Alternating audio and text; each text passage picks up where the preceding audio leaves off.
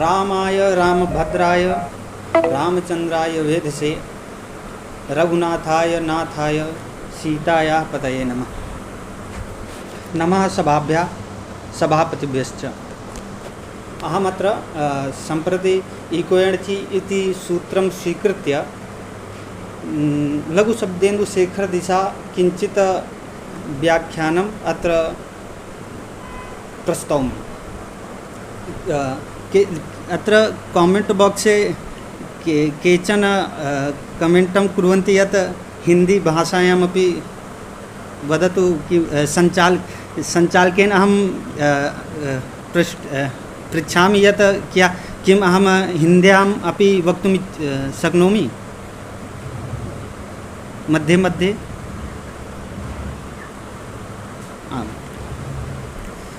तर्हि इकोयणचि इति सूत्रम् अष्टाध्यायीग्रन्थस्य षष्ठाध्यायः वर्तते। यद्यपि तथापि परम वैदुष्ययुक्तेन प्रक्रिया शिरोमणिना भट्टोजीदीक्षितेन इकोयणचि इति सूत्रं सर्वादौ प्रक्रियादृष्ट्या संधिप्रकरणे सर्वादौ प्रस्तुतम् उपस्थापितम्। इकोयणचि इति अत्र इकोयणचि इति सूत्रे इकः त्रीणि पदानि सन्ति। तत्र इकः इति षष्ठ्यन्तं पदं वर्तते, यण् इति प्रथमान्तं पदं वर्तते, अचि इति सप्तम्यन्तं पदं वर्तते। तत्र इकः इति षष्ठ्यन्तं पदं वर्तते, अपि च अचि इति सप्तम्यन्तं। तत्र अचि इति अधिकरणे सप्तमी वर्तते, तत्रापि औपश्लेषिकाधिकरणे सप्तमी वर्तते। यतोहि त्रिविधाः सप्तम्यर्थाः अधिकरणार्थाः, तत्रापि औपश्लेषिकाधिकरणे सप्तमी वर्तते। तत्र इकः इत्यत्र षष्ठी वर्तते, सापि सम्बन्धसामान्यषष्ठी वर्तते। सम्बन्धसामान्यषष्ठी वर्तते, तत्रापि विशेषजिज्ञासायां कः सम्बन्धः विना तत्र षष्ठ्यर्थः कः इत्याशयः। तत्र विना अनियोगिनं षष्ठ्यर्थः कः इति अस्माभिः उपपादयितुं न शक्नुमः वयं। यतोहि यथा राज्ञः पुरुषः, अत्र राजनपदा षष्ठी वर्तते। तत्र यदि पुरुषपदं विना राजः राजनपदोत्तर या षष्ठी वर्तते, तस्य अर्थः स्वस्वामी भावः इति अस्माभिः कथमपि न निश्चेतुं शक्नुमः वयं यत् राजनपदोत्तर षष्ठी स्वस्वामी भावः पुरुषपदार्थं विना। अतः राज्ञः पुरुषः यदि उच्यते तदा अस्माभिः बिना शङ्कया अस्माभिः ज्ञायते यत् राजपदोत्तर षष्ठी स्वस्वामी भावः। तद्वत् इकः इत्यत्र या षष्ठी वर्तते, न अस्माभिः निश्चीयते यत् इकः पदोत्तर षष्ठ्यर्थः कः, अर्थात् अत्र कः नियोगी इति जिज्ञासा स्वतः भवति।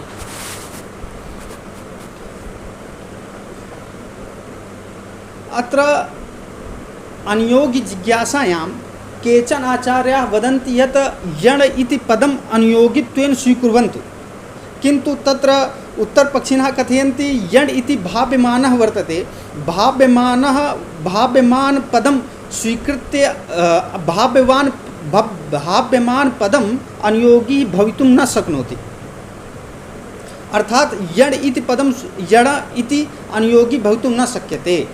अर्थः इति जिज्ञासायाम् आचार्यः भट्टोजीदीक्षितः मूले कथयति स्थाने इति, अर्थात् यत्र अनिर्धारितसम्बन्धविशेषा षष्ठी वर्तते तत्र स्थाने इति पदम् आगच्छति। अर्थात् षष्ठी स्थाने योगा इति सूत्रेण। यतोहि इकः इति पदोत्तर षष्ठ्यर्थः अनिर्धारितः वर्तते, षष्ठ्यर्थः कः इति अस्माभिः न ज्ञायते। अतः षष्ठी स्थाने योगा इति सूत्रेण स्थाने पदम् आगच्छति। अपि च अचि इति पदोत्तर सप्तम्यर्थः वर्तते उपश्लेषः इति। एवञ्च सूत्रे अस्मिन् संहितायाम् इति सूत्रस्य अधिकारोऽपि आयाति। सूत्रस्य अधिकारः आयाति संहितायाम् इत्यस्य। एवञ्च संहितानां किं तत्र अस्माभिः उच्यते अर्धमात्रा कालातिरिक्त काल व्यवय शून्यत्वं संहितात्वम्। अर्थात जहाँ पर अर्धमात्रा को उच्चारित करने में जो समय लगता है, उस उच्चारण से अतिरिक्त जो काल है, अर्थात अर्धमात्रा से अतिरिक्त जो काल है, उससे अतिरिक्त काल का व्यवधान ना हो वहाँ पे, अर्थात अर्धमात्रा कालिक ही व्यवधान हो, उससे अतिरिक्त व्यवधान ना हो, वहीं पे संहिता होती है। तभी वो संहिता किसके मध्य में हो, इसके विषय में नागेश जी कहते हैं, यत्र संहिता तु कार्य निमित्तयोः, यह कार्य भवति यश्च निमित्तः भवति, तयोर मध्ये संहिता भवति।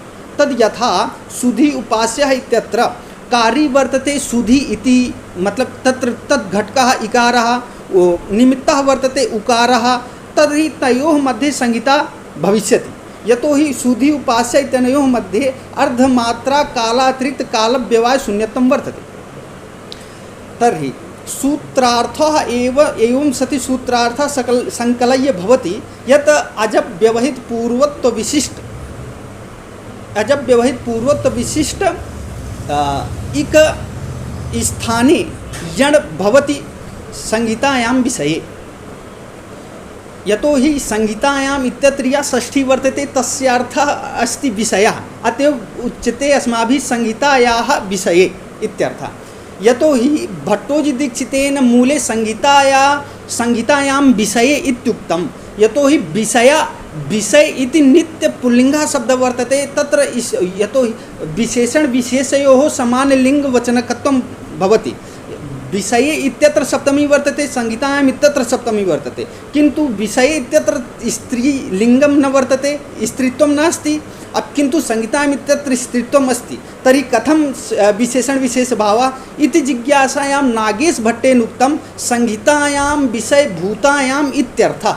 अर्थात विषय ये नित्य पुल्लिंग है, यहाँ पे स्त्रीलिंग नहीं हो सकता, इसीलिए भट्टोजी दीक्षित जी ने वहाँ पर विषय ऐसा रख दिया है। उसको स्त्रीलिंग विशेषण विशेष भाव बनाने के लिए नागेश जी ने कहा संहितायाम विषय भूतायाम इत्यर्थ, भूत पद को जोड़ करके वहाँ पे स्त्रीलिंग बना दिया। अस्तु, अतः एतावतः अर्थः जातः अस्माकं इक्वैर्चिति सूत्रस्य अजब व्यवहित पूर्वत्व विशिष्ट इक स्थाने यण स्यात् संहितायां भूतायां सत्यां। यतो हि भाष्यकारेण संहितायाम् इति सूत्रस्य प्रत्याख्यानं कृतं। संहितायाम् इति सूत्रस्य कोऽपि आवश्यकता नास्ति। तर्हि अत्र कथं कार्यं प्रचलिष्यति इत्यत्र उच्यते यत् अचि इत्यत्र सप्तमी वर्तते, स च औपश्लेषिकाधिकरण सप्तमी वर्तते। उपश्लेषोपि अर्धमात्रा कालातिरिक्त काल व्यवहार शून्यत्व रूपं वर्तते। अतः अचि इत्यत्र या सप्तमी वर्तते तेनैव कार्यं प्रचलिष्यति। संहितायाम् इति सूत्रस्य अधिकारस्य कोऽपि आवश्यकता नास्ति अत्र। अतः विनापि संहितायाम् इति सूत्रं कार्यं प्रचलिष्यति। एतावता संक्षेपेण इक्वैर्चि इति सूत्रस्य अर्थः भवति यत् संहितायां सत्यां अच उपश्लेषिकं इक स्थानिकं यण कर्तृकं भवनम् इत्यर्थः। यतो हि एतादृश अर्थ स्वीकारे अस्माकं व्याकरणस्य यः सिद्धान्तः वर्तते नित्याः शब्दाः, तत्र भाष्यकारोऽपि वदति सिद्धे शब्दार्थ संबंधे तस्य हानि भविष्यति। यतो हि इक स्थाने यण भवति, तर्हि कथं कार्यं प्रचलिष्यति यत् इकस्य निवृत्ति भवति, यणः आगच्छति, तत्र शब्दस्य नित्यत्वस्य हानि भविष्यति इत्यत्र नागेशः इति सर्वं मनसि कृत्य सर्वादौ इक्वैर्चि इति सूत्र व्याख्यानावसरे वदति यत् कार्य शब्दवादे इदम्, अर्थात कार्यः अनित्यः, कार्यं नाम अनित्यं, शब्दः अनित्य शब्दवादे इदम्, अर्थात भट्टोजी दीक्षितेन या वृत्ति उल्लिखिता वर्तते सिद्धांत कौमुद्यां, सा वृत्ति अनित्याः शब्दाः इति मतं स्वीकृत्य अस्ति। अतः न काश्चित् क्षतिः नित्य शब्दवादे इति नागेशस्य मतम्। अत्र एवं आगतं यत् अजब व्यवहित पूर्वत्व विशिष्ट इक स्थाने यण भवति। किंतु अत्र इक स्थाने यण भवति यतोहि इक इति पदेन इकारादि कांत समुदाय घटक तत्तद् वर्णानाम उपस्थिति यण इति पदेन यकारादि इणांत समुदाय घटक तत्तद् वर्णानाम उपस्थिति तत्र सामान्यतया इक इति पदेन अपि चत्वारि वर्णाः समागच्छन्ति अपि च यण इति पदेन अपि चत्वारि वर्णाः समागच्छन्ति अर्थात चार चार वर्णों की उपस्थिति होती है। ई से ई उ रील री की और यण से या व रा ला की। तो यहाँ पर यथा संख्य सूत्रेण कार्यं भवेत् आहोषित स्थानेन्तरतमः इति सूत्रेण कार्यं भवेत्। अत्र केचन पूर्वपक्षिणः कथयन्ति यतोहि उभयत्र चत्वारि वर्णाः सन्ति तर्हि यथा संख्यमनुदेशः समानाम् इति सूत्रेणैव कार्यं प्रचलिष्यति। अर्थात स्थानेन्तरतमः इति सूत्रस्य आवश्यकता नास्ति अत्र। किंतु अत्र भट्टोजीदीक्षितः टीकायां सिद्धान्तकौमुद्याः टीकायां प्रौढमनोरमायां वक्ति यत् प्रत्याहारग्रहणेषु तद्वाच्यवाच्ये निरूढ़ा लक्षणा। अर्थात प्रत्याहारों का जहाँ पे ग्रहण होता है वहाँ पर प्रत्याहारों में तद्वाच्य में लक्षणा होती है। प्रत्याहार ग्रहणेषु तद्वाच्य लक्षणा निरूढ़ा लक्षणा। निरूढ़ा इति पदस्य अर्थः वर्तते यत अनादि शक्ति सामर्थ्य तात्पर्य यतो ही इक पदस्य तद्वाच्य अनादि तात्पर्य शक्ति वर्तते यत इक पदम तद्वाच्यम बोधयेत्। कथम तद्वाच्य इक पद वाच्यम वर्तते इकारादि कांत समुदाय घटक ई उ रील री एवं च तद्वाच्यम वर्तते इकार पदेन अष्टादश वर्णाः उकार पदेन अष्टादश वर्णाः इत्येवं क्रमेण एतावता इक पदेन चतुष्षष्टि वर्णानाम् उपस्थितिः भवति। एवं च अग्रे प्रौढमनो भट्टोजीदीक्षितः वदति यण इति पदेनापि सप्तानां वर्णानाम् उपस्थितिः भवति। यतो हि यवलादुधाः इति वार्तिकं वर्तते। यवलादुधाः तो षट् वर्णाः अपि च रेफाः इति एकः वर्णः अर्थात् सप्तवर्णानाम् उपस्थितिः भवति। अतः यथासङ्ख्यसूत्रेण अत्र कार्यं न प्रचलिष्यति यतो हि एकत्र चतुष्षष्टिः वर्णाः सन्ति एकत्र सप्तवर्णाः अर्थात यथासङ्ख्यसूत्रेण कार्यं न प्रचलिष्यति। अतीव इत्येतत् सर्वं मनसि कृत्य हृदि निधाय भट्टोजीदीक्षितः भणति स्थानतः आन्तर्याद् ईकारस्य यकारः सिद्धान्तकौमुद्यां वदति इति एतत् सर्वं मनसि कृत्य तद उपलक्ष्य उसी को लक्षित करके नागेश जी अपने लघु शब्देन्दु शेखर में कहते हैं कि यथासंख्य सूत्रे भाष्ये स्पष्टम इदम यतो हि स्थानतः आन्तर्यादिकारस्य यकारः इति भट्टोजीदीक्षितः वदति। किन्तु नागेशः किं वदति यत् यथासङ्ख्यसूत्रे भाष्ये स्पष्टं। कथं यथासङ्ख्यसूत्रे भाष्ये स्पष्टं तस्य तात्पर्यम् अस्माभिः प्रस्तूयते यत् भाष्यकारः वदति यत् यथासङ्ख्यसूत्रे यत् स्थानान्तरतमः इति सूत्रस्य किम् उदाहरणं तत्र भाष्यकारः वदति इकोणचि। पुनः स्थानान्तरतमः इति व्याख्यावसरे भाष्यकारः वदति यथासङ्ख्यसूत्रस्य किम् उदाहरणं तत्र भाष्यकारः वदति इकोणचि। उभयता एकत्र वदति स्थानान्तरतमः इति सूत्रस्य उदाहरणम् इकोणचि एकत्र वदति यथासङ्ख्यसूत्रस्य उदाहरणम् इकोणचि। कथं तत्र नागेशः कथयति यदा भाष्यकारः कथयति यथासङ्ख्यसूत्रेण यथासङ्ख्यसूत्रस्य उदाहरणम् इक्वेणचि इति तदा जातिपक्षं स्वीकृत्य यदा च भाष्यकारः वदति यत् स्थानान्तरतमः इति सूत्रस्य उदाहरणम् इक्वेणचि तदा व्यक्तिपक्षं स्वीकृत्य वदति। एतावता भट्टोजीदीक्षितस्य यः विचारः वर्तते सः विचारः व्यक्तिपक्षं स्वीकृत्य वर्तते। यतो हि नागेशः वदति श्रीमद्भिः यत् अज प्रत्याहारेषु अजादि प्रत्याहारेषु अजादि प्रत्याहारेषु लक्षणा स्वीकृता व्यक्तिपक्षः स्वीकृता तथापि श्रीमद्भिः अवात्ताम् इति शब्द सिद्धि कर्तुं श्रीमद्भिः जातिपक्षः एव स्वीक्रियते। यतो हि अवात् स ताम इति स्थितिः वर्तते तत्र झलो झलि इति सूत्रेण सकारस्य लोपः भवति। तत्र झल व्यक्ति तकार झल व्यक्ति भिन्न भिन्न पुनः अवात स ताम ताम इत्यत्र यह तकार व्यक्ति सापि भिन्न, अर्थात व्यक्ति पक्षे तत्र झलो झलिति सूत्रेण सकार से लोपा भवितुं न शक्नोति। अतः भट्टोजी दीक्षितः अपि हलादि प्रत्याहारेषु जाति पक्षम एव स्वीकृत्य झलो झलि इति सूत्रेण अवात स ताम इत्यत्र सकार से लोपः करोति। अर्थात जाति पक्षः भट्टोजी दीक्षितस्य गले पतितः वर्तते, यत् जाति पक्षः तु अवश्यमेव अस्ति। अत्र नागेशः वदति एकत्र जातिपक्षः एकत्र व्यक्तिपक्षः इति अर्धजर्तीयन्यायः सम्यक् नास्ति, यतोहि श्रीमद्भि एकः एव पक्षः स्वीक्रियते तदा सम्यक् वर्तते। अतः भट्टोजी नागेश भट्टः जातिपक्षानुयायी, यतोहि भाष्यकारेणापि अणुदित सूत्र घटक अणुदित इत्यस्य प्रत्याख्यानं कृतं जातिपक्षं स्वीकृत्य।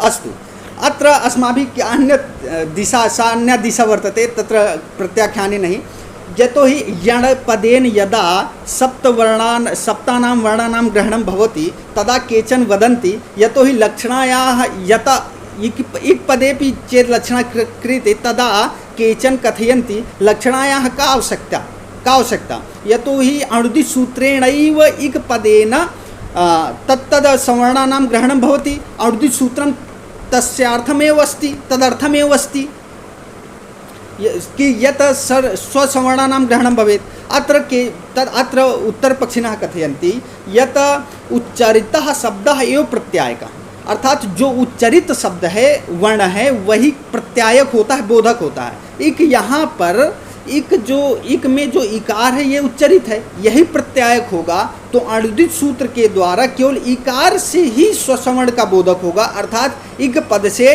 केवल अष्टादश का बोध होगा, न कि उ रील री इत्यादि के द्वारा। अतएव अस्माभिः निरूढ़ा लक्षणा स्वीकृता इति भट्टोजी दीक्षितस्य आशयः। किंतु यण पदः विधास्यमानः वर्तते, विधीयमानः वर्तते, तत्र अणुदित सवर्ण से चा प्रत्यय इति अप्रत्ययः इत्यस्य निषेधः भविष्यति, यतोहि अणुदित सूत्र से अर्थः वर्तते अविधीयमानो अण उदित च स्वसवर्ण से ग्राहका भवन्ति, अर्थात जो विधीयमान नहीं है वही क्या होंगे, अपने सवर्ण का ग्राहक कहलाएंगे। तो यण क्या है, यहाँ पर विधीयमान है, वो अपने सवर्ण का ग्रहण कैसे कराएगा, अर्थात यहाँ पे 4 ही वर्णों की उपस्थिति होगी, 7 वर्णों की नहीं होगी, ऐसा पूर्व पक्षी कह रहा है। तो दीक्षित जी यहाँ पे कहते हैं यद्यपि अप्रत्ययः इति निषेधः वर्तते, किंतु यह अप्रत्ययः इति निषेधः वर्तते स केवलम अणुदित इति सूत्रेण यह येषां सवर्णानां ग्रहणं भवति तत्रैव निषेधः भवति, न तु अन्येन। तो तर्हि प्रश्नः केन सूत्रेण अत्र सवर्णानां ग्रहणम्, अत्र भट्टोजी दीक्षितः वर्तते गुणाभेदकाः, गुण क्या होते हैं, अभेदक होते हैं इति मतं स्वीकृत्य यणपदेन सप्तानां वर्णानाम् उपस्थितिः भवति। अर्थात अत्र यतोहि नागेशः अत्र कथयति जातिपक्षः भवेत् व्यक्तिपक्षः भवेत् उभयत्रापि अथवा अणुदित सवर्णस्य सूत्रेण गुणाभेदकाः इति पक्षेनापि चेत् सवर्णानां ग्रहणं भवति तदापि अप्रत्ययः इति निषेधः भवति, यतोहि भाव्यमानाः वर्णाः स्वसवर्णान् वर्णान् न गृह्णाति। भाव्यमान जो होते हैं वो अपने सवर्ण का ग्राहक नहीं होते हैं, ऐसा नागेश का मत है। लेकिन फिर भी चाहे यण पद से 7 वर्णों की उपस्थिति हो चाहे 4 वर्णों की, फिर भी यथासंख्य नहीं बन सकता है। इसीलिए दीक्षित जी ने मूल में कहा स्थानतः आंतर्याद इकारस्य यकारः इति, किंतु नागेश जी कहते हैं कि जाति पक्ष ही अच्छा है, क्योंकि अवात ताम में आपको जाति पक्ष मानना ही पड़ेगा। भाष्यकार ने भी अण पद का प्रत्याख्यान किया है, अर्थात जाति पक्ष ही सर्वसम्मत है। अतः एक पद से 4 की उपस्थिति होगी, ई उ रील री की, तो सवर्णों का ग्रहण कैसे होगा, इत्वेन सकल ई का ग्रहण होगा, उत्वेन सकल उ का ग्रहण होगा। उसी प्रकार यत्वेन अनुनासिक यकार का निरनुनासिक दोनों का ग्रहण होगा, अर्थात एक से 4 की उपस्थिति, यण से 4 की उपस्थिति। अतः यथासंगम देश समानाम इस सूत्र से काम चल जाएगा। उसके लिए आपको स्थानीयंतरतमः की आवश्यकता यहाँ पर नहीं है। अर्थात नागेश का मत है कि प्रत्याहारेषु जाति पक्षा एव न तो व्यक्ति पक्षा, किंतु भट्टोजी दीक्षिता उभयं स्वीकरोति, जाति पक्षोपि व्यक्ति पक्षोपि। अजादि प्रत्याहारेषु जाति व्यक्ति पक्षा, फलादि प्रत्याहारेषु जाति पक्षा स्वीकरोति। एतावता अर्थ समागतः यतो हि एतादृश अर्थ स्वीकारे अस्माभिः अवगतं यत् सर्वैः सूत्रैः यत् किंचित् उद्देश्य किंचित् विधीयते तद यथा इकोणचीति सूत्रे इकम उद्देश्य यण विधीयते, अर्थात इक को उद्देश्य करके यण का विधान हो रहा है, किंतु यहाँ पर किसी चीज़ का साधुअनुशासन नहीं किया जा रहा है। लेकिन हमारे व्याकरण का सिद्धांत है साध्वनुशासनम व्याकरणम, तो वृत्ति में कहीं भी साधु अनुशासन की चर्चा ही नहीं आई, तो फिर सूत्र व्यर्थ हो गए, क्योंकि शब्द नित्य हैं। तो शुद्ध्युपास्या भी स्वतः सिद्ध है, उसके लिए इक्वेणच की कोई आवश्यकता ही नहीं, और आप इक्वेणच की आवश्यकता भी है तो वहाँ पर आपने साधु अनुशासन किया ही नहीं, तब पर भी सूत्र व्यर्थ है। और दूसरी बात, मृजेर वृद्धि में भाष्यकार ने कहा मृज प्रसंगे मार्जी साधुर्भवती, ये इस भाष्य प्रमाण से सूत्रों के व्यर्थ होने से ये जो साधु अनुशासन है इसके लिए हम एक वाक्य की कल्पना करेंगे, जैसे पीनोयम देवदत्ता दिवा न भूंगते, यह देवदत्त मोटा है दिन में नहीं खाता। तो यहाँ पर हम लोग अर्थापत्ति प्रमाण के द्वारा यद्यपि दिवि न भूंगते दिवसी न भूंगते तदापि रात्रौ तो भूंगते एव तातेव पीना देवदत्ता, इसीलिए पीना मतलब मोटा है। अर्थात यहाँ पर यद्यपि सूत्र व्यर्थ है, क्योंकि जिस प्रकार वहाँ पे देवदत्त का पीनत तो व्यर्थ था, उसी प्रकार यहाँ पे सूत्र व्यर्थ हैं। वो सूत्र व्यर्थ होकर के एक ज्ञापन करेंगे, एक अर्थापत्ति के द्वारा वाक्य की कल्पना करेंगे। वो वाक्य होगा यद इह परिनिष्ठितत्वेन ज्ञाप्यम तत्साधु, यहाँ पर परिनिष्ठित रूप से जिसका ज्ञापन किया जाए वही साधु है। कैसे? तो इकोएणचि कहेगा कि इक उच्चारण प्रसंगे अजब व्यवहित पूर्वत्व विशिष्ट इक उच्चारण प्रसंगे अजब व्यवहित पूर्वत्व विशिष्ट यण उच्चारणम साधु, इस प्रकार का अर्थ हम लोग कल्पना करेंगे।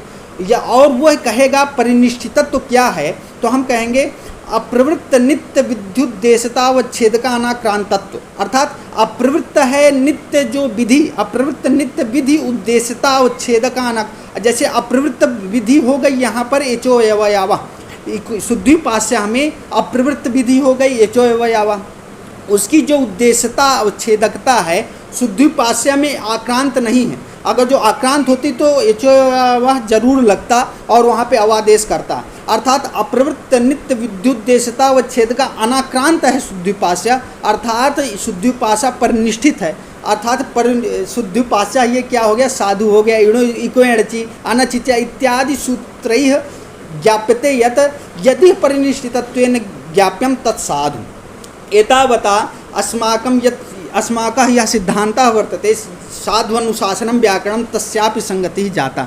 नमो नमः।